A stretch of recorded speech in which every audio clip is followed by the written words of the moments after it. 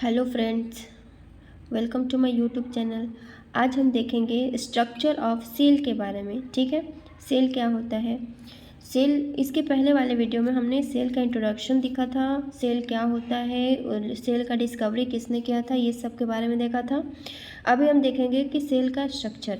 तो सबसे पहले देखते हैं कि सेल का स्ट्रक्चर। तो यहाँ पे आप देख सकते हैं कि जो हमारा सेल है वो मेनली दो पार्ट्स में डिवाइड रहता है। पहला हो गया हमारा प्लाज्मा मेम्ब्रेन एंड दूसरा क्या हो गया हमारा सेल ऑर्गेनल्स। ठीक है, तो ये जो बाहरी लेयर दिखाई दे रहा है, ये जो लेयर दिखाई दे रहा है, इसको क्या बोलेंगे हम लोग, प्लाज्मा मेम्ब्रेन। ठीक है, और इसके अंदर में जितने भी ये ऑर्गन्स दिखाई दे रहे हैं, ये हो गए हमारे सेल ऑर्गेनल्स। ठीक है, यहाँ पे देख सकते हैं ये न्यूक्लियस हो गया, ये हो गया हमारा rough endoplasmic reticulum, smooth endoplasmic reticulum हो गया, सेंट्रोसोम हो गया, है ना, ये हो गया हमारा ये माइटोकॉन्ड्रिया हो गया। तो ये सारे क्या होते हैं, हमारे सेल ऑर्गेनल्स होते हैं। तो सेल जो होता है वो मेनली दो पार्ट में डिवाइड रहता है। जो बाहरी लेयर होता है उसको बोलते हैं हम सेल मेम्ब्रेन या प्लाज्मा मेम्ब्रेन बोल सकते हैं, और अंदर में यानी सेल के अंदर में होता है हमारे सेल ऑर्गेनल्स।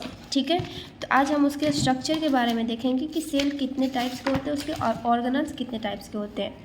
तो यहाँ पे देख सकते हैं कि सेल को मेनली दो पार्ट्स में डिवाइड किया गया है। पहला हो गया प्लाज्मा मेम्ब्रेन एंड दूसरा हो गया साइटोप्लाज्म।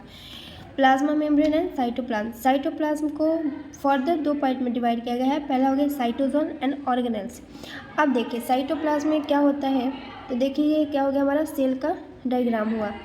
तो सेल का जो ये जो पार्ट हुआ, ये जो बाहर का जो लेयर दिख रहा है, ये जो इस लेयर को बोलेंगे हम प्लाज्मा मेम्ब्रेन। ठीक है, और ये जो अंदर के ऑर्गेनल जैसे न्यूक्लियस हो गया, इंडोप्लाज्मिक रेटिकुलम हो गया, है ना, ये सारे जो दिख रहे हैं ये सारे क्या होते हैं हमारे, ये सारे क्या होते हैं, ऑर्गेनल्स होते हैं। और यहाँ पे आप देख सकते हैं कि ऑर्गेनल्स साइटोप्लाज्म को दो पार्ट में डिवाइड है, साइटोसोल एंड ऑर्गेनल्स। तो साइटोप्लाज्म क्या होता है मेनली कि सेल के अंदर एक लिक्विड भरा हुआ रहता है। ठीक है, इसी लिक्विड के अंदर क्या होते हैं, सेल ऑर्गेनल्स पाए जाते हैं। तो इस लिक्विड को क्या बोलेंगे हम लोग, साइटोसोल। एंड ऑर्गेनल्स क्या होता है, तो ऑर्गेनल्स जो होता है इस लिक्विड के अंदर ही बहुत सारे ऑर्गेनल्स प्रेजेंट रहते हैं। ठीक है, जैसे न्यूक्लियस हो गया, माइटोकॉन्ड्रिया हो गया, है ना, तो इसको क्या बोलेंगे हम, सेल ऑर्गेनल्स। ठीक है, तो इस तरीके से हम सेल को दो पार्ट में डिवाइड कर लेते हैं। उसके बाद आते हैं साइटोसोल हो गया, जो कि हमारा लिक्विड वाला पार्ट होता है। ठीक है, लिक्विड वाले पार्ट को क्या बोलेंगे, साइटोसोल। एंड जो सेल का जो सॉलिड वाला पार्ट होता है, जो बहुत सारे ऑर्गन्स पाए जाते हैं, उसे बोलेंगे ऑर्गेनल्स। तो अब देखते हैं ऑर्गेनल्स में क्या क्या आता है। तो सबसे पहले आता है न्यूक्लियस। ठीक है, यहाँ पे देख सकते हैं ये क्या है हमारा न्यूक्लियस। फिर उसके बाद आते हैं endoplasmic reticulum. Endoplasmic reticulum mainly दो पार्ट में डिवाइड रहता है, एक होता है स्मूथ इंडोप्लाज्मिक रेटिकुलम एंड एक होता है रफ इंडोप्लाज्मिक रेटिकुलम। फिर उसके बाद आता है गोल्गी एपरेटस, फिर माइटोकॉन्ड्रिया, फिर ribosome, lysosome, cytoskeleton and centrosome. ये सारे ऑर्गेनल्स होते हैं जो एक प्लाज्मा मेम्ब्रेन के अंदर प्रेजेंट रहते हैं, और ये जो ऑर्गेनल्स होते हैं वो मिल के सेल के सभी फंक्शन को परफॉर्म करने में हेल्प करते हैं। ठीक है, सेल के अंदर जितने भी काम होते हैं ये सारे ऑर्गेनल्स मिल के करते हैं। ठीक है, अब उसके बाद समझते हैं सेल एंड इट्स ऑर्गेनल्स। ठीक है, सेल एंड इट्स ऑर्गेनल्स। तो सेल क्या होता है समझ गए, पिछले वीडियो में मैंने बताया था सेल क्या होता है। सेल के अंदर बहुत सारे ऑर्गन्स पाए जाते हैं जो कि सेल को एक जिंदा रखने में हेल्प करते हैं, अपना फंक्शन परफॉर्म करते हैं, कुछ कार्य करते हैं, उसी को बोलते हैं क्या, ऑर्गेनल्स। तो अब हम देखेंगे कि सेल के अंदर कौन कौन से ऑर्गेनल्स होते हैं। तो ऑर्गेनल्स में मेनली ये हो गया, और सबसे पहले समझते हैं प्लाज्मा मेम्ब्रेन क्या होता है। ऑर्गेनल्स समझते पहले प्लाज्मा मेम्ब्रेन क्या होता है। तो plasma membrane consist of two layer. ठीक है, जो हमारा प्लाज्मा मेम्ब्रेन होता है वो दो लेयर से मिलकर ऐसे बना हुआ रहता है। ठीक है, इस तरीके से हम लेयर बना लिए, तो ये दो लेयर से मिलकर बना हुआ होता है। सबसे पहले बात करते हैं क्या, तो दो लेयर में होता है। सबसे पहले क्या हो गया हमारा, the phospholipid molecule have a head and tail. ठीक है, प्लाज्मा मेम्ब्रेन जो होता है वो हमारा फॉस्फोलिपिड से मिलके बना होता है। ठीक है, प्लाज्मा मेम्ब्रेन समझ में क्या क्या होता है। प्लाज्मा मेम्ब्रेन एक ऐसा मेम्ब्रेन होता है जो सेल के कुछ मॉलिक्यूल्स को, ठीक है, मतलब जैसे कि सेल के अंदर जितने भी इम्पॉर्टेंट मॉलिक्यूल्स होते हैं उसको अंदर आने की इजाज़त देता है, और जितने भी अनवांटेड मॉलिक्यूल्स होते हैं उसको इजाज़त नहीं देता है। उसी को बोलते हैं प्लाज्मा मेम्ब्रेन, ठीक है। प्लाज्मा मेम्ब्रेन का एक काम ये भी होता है कि वो हमें सेल को जो होता है वो बाहरी चीज़ों से बचाने में हेल्प करता है। सेल ऑर्गेनल्स को बचाने में हेल्प करता है, सेल को शेप प्रोवाइड करता है, ठीक है। आप समझते हैं प्लाज्मा मेम्ब्रेन बनता कैसे है। तो the phospholipid molecule have a head and tail, ठीक है। प्लाज्मा मेम्ब्रेन जो होता है वो फॉस्फोलिपिड का बना होता है, ठीक है। तो सबसे पहले बात करते हैं फॉस्फोलिपिड मतलब कि फॉस्फेट एंड लिपिड से मिलकर बना हुआ होता है। फॉस्फेट जो होता है, ये जो ऊपर वाला जो पार्ट दिख रहा है उसको बोलेंगे फॉस्फेट, इसको बोलते हैं हेड, ठीक है। एंड लिपिड का मतलब होता है ये जो नीचे वाला पार्ट दिख रहा है, ये जो पार्ट होता है हमारा लिपिड, ठीक है। तो ये हो गया फॉस्फेट एंड हो गया लिपिड, दोनों को मिला देंगे तो बन जाएगा फॉस्फोलिपिड। फॉस्फेट जो होता है वो हाइड्रोफिलिक होता है, ठीक है। हाइड्रोफिलिक मतलब वाटर लविंग, ठीक है, ये वाटर लविंग होता है। एंड लिपिड जो होता है वो हाइड्रोफोबिक होता है। हाइड्रोफोबिक मतलब होता है लिपिड लविंग, ठीक है, मतलब जो होता है वाटर से प्यार, जैसे ये हो गया ना वाटर लविंग, है ना।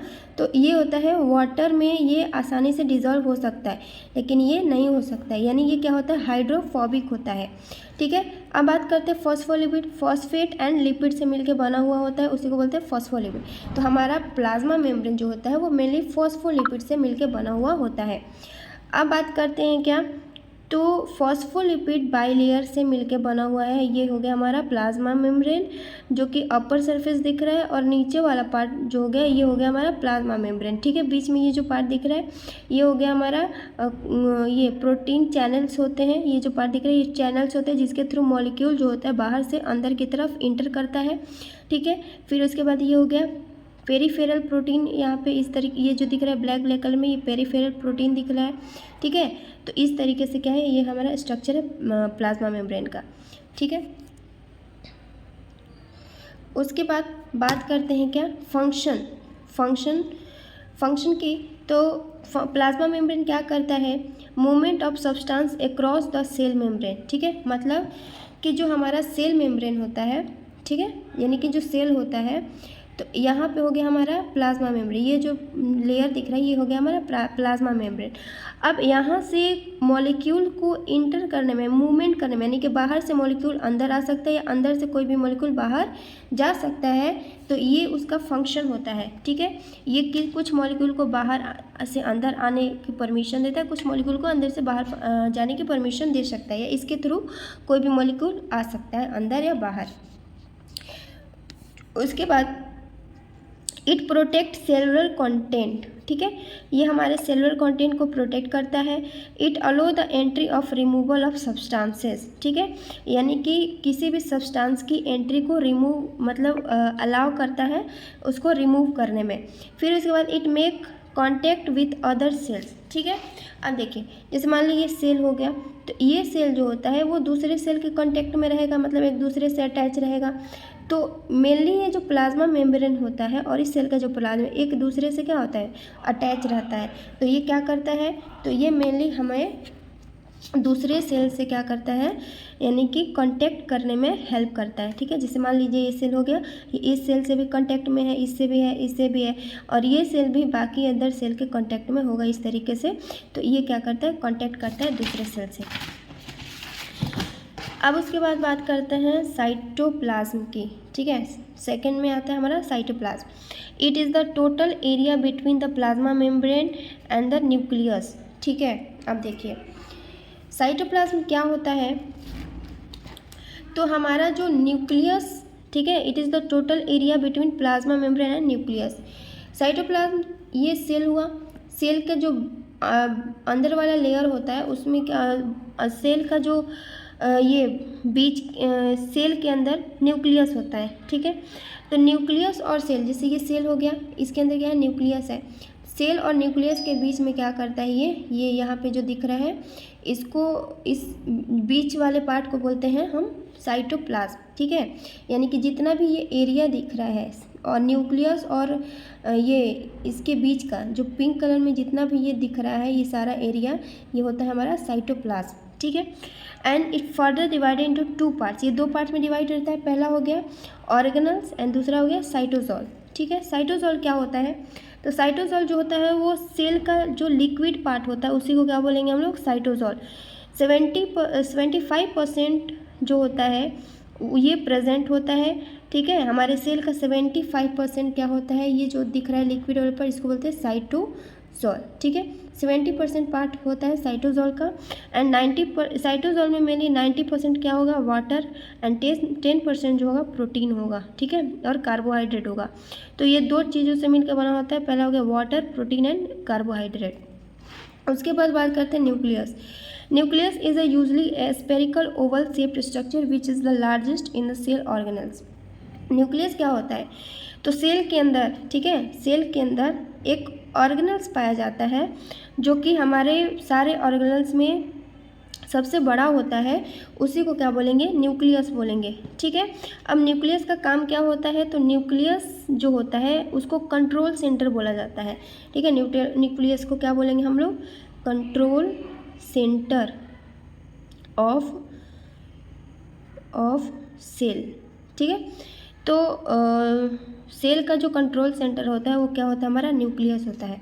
अब यहाँ पे देख सकते हैं, in the nucleus of each cell the DNA deoxyribonucleic acid, यानी कि किसी भी सेल के न्यूक्लियस के अंदर क्या होता है, डीएनए होता है, ठीक है।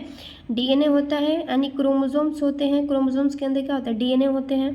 अब डीएनए क्या होता है, तो जो होता है ये एक, ठीक है, जिसे मान लेते हैं ये सेल हो गया, सेल के अंदर न्यूक्लियस हो गया। न्यूक्लियस के अंदर एक थ्रेड लाइक स्ट्रक्चर होता है, धागे नुमा इस तरीके की स्ट्रक्चर बनी हुई होती है, उसको क्रोमोसोम बोलते हैं। और इसके अंदर जाएंगे, थोड़ा सा छोटा करके देखेंगे तो इसके अंदर क्या होता है, डीएनए, ठीक है, जो कि हमारे बॉडी का जेनेटिक मटेरियल होता है। तो वो कहाँ पे प्रेजेंट होता है, तो हमारे न्यूक्लियस के अंदर, ठीक है। And it is also known as the control centre of cell, यानी कि हमारे सेल का क्या होता है, एक कंट्रोल सेंटर भी होता है। अब न्यूक्लियस के अंदर क्या क्या चीज़ें प्रेजेंट होती है, तो सबसे पहले न्यूक्लियस के अंदर होता है न्यूक्लियोलस, ठीक है, न्यूक्लियस का भी न्यूक्लियस यानी न्यूक्लियोलस बोलेंगे।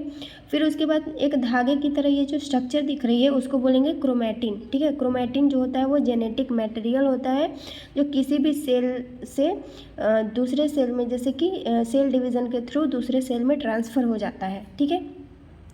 या फिर जो मदर होती है, ठीक है, जो मदर या फादर होते हैं तो उनसे क्या होता है, जो जेनेटिक जैसे कि जीन्स होते हैं, ठीक है, क्रोमैटिन के अंदर होता है डीएनए, डीएनए के अंदर होते हैं जीन्स, तो वो ट्रांसफ़र होते हैं मदर या फादर से बेबी में ट्रांसफ़र होते हैं। उसके बाद होता है न्यूक्लियर पोर्स होते हैं, यानी कि न्यूक्लियस के ऊपरी सरफेस पे कुछ छोटे छोटे पोर्स होते हैं जिसको बोलेंगे न्यूक्लियर पोर। उसके बाद ये जो दिख रहा है ना, ये जो मेम्ब्रेन दिख रहा है इसको बोलते हैं न्यूक्लियर इन्वेलप, ठीक है। एंड न्यूक्लियोप्लाज्म, जिस तरीके से सेल के अंदर जो लिक्विड था उसको साइटोप्लाज्म बोलेंगे, उस तरीके से न्यूक्लियस के अंदर भी कुछ लिक्विड्स पाए जाते हैं, उसी को बोलेंगे न्यूक्लियोप्लाज्म। उसके बाद बात करते हैं फंक्शन ऑफ न्यूक्लियस। तो कंट्रोल सेलुलर स्ट्रक्चर और सेंट्रल जीन एक्सप्रेशन, ठीक है, यानी कि जितने भी ऑर्गेनल्स होते हैं वो क्या करता है, उसको कंट्रोल करता है या सेलुलर स्ट्रक्चर को कंट्रोल करने में हेल्प करता है। It directly involve in the reproduction and transfer the genetic information from parents to cell to daughter cell, ठीक है। यानी कि जो जेनेटिक मटेरियल होते हैं, जैसे कि जेनेटिक मटेरियल में हमारे बॉडी में जीन्स होते हैं, ठीक है, जीन्स, तो जो जीन्स होते हैं वो मदर या फादर से, ठीक है, या फादर से किसी भी बेबी में ट्रांसफ़र होता है। तो ये जो होते हैं डायरेक्टली रिप्रोडक्शन में भी इन्वॉल्व होते हैं, ठीक है। तो वो किसके अंदर होता है, जो जीन्स होते हैं वो हमारे न्यूक्लियस के अंदर होते हैं, जो किसी भी मदर और फादर से बेबी में जाके ट्रांसफ़र हो जाते हैं, ठीक है। तो आज की वीडियो में हम इतना ही रहने देंगे। अगर आपको मेरी वीडियो अच्छी लगी हो तो आप लाइक एंड सब्सक्राइब ज़रूर करें, और जितने भी आगे के ऑर्गेनल्स हैं उसको हम नेक्स्ट वीडियो में कवर करेंगे ताकि आपको अच्छे से समझ आए और ज़्यादा वीडियो लेंदी ना हो पाए, ठीक है।